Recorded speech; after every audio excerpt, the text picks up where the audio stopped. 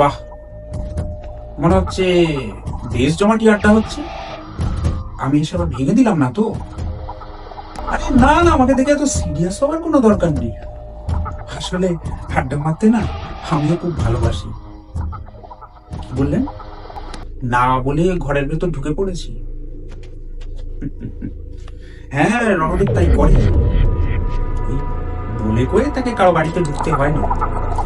আপনারা এখানে নতুন এসেছেন, তাই জানেন না বিষয়টা। আশেপাশের লোকজনের থেকে একটু জেনে নেবেন।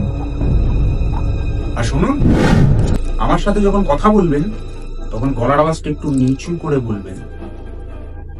যাকে আপনাদের কাছে 10,001 টাকা চাঁদা চেয়ে পাঠিয়েছিলাম, তা আপনারা 5,000 টাকা কেন দিয়েছেন? কি বললেন? অসম্ভব ব্যাপার। কিন্তু রণদেবের নির্দেশে অনেক অসম্ভব সম্ভব হয়। হ্যাঁ, বাকি 5,001 টাকা চাঁদা কালকেই পাঠিয়ে দেবেন, কথাটা যেন মনে থাকে। চলি।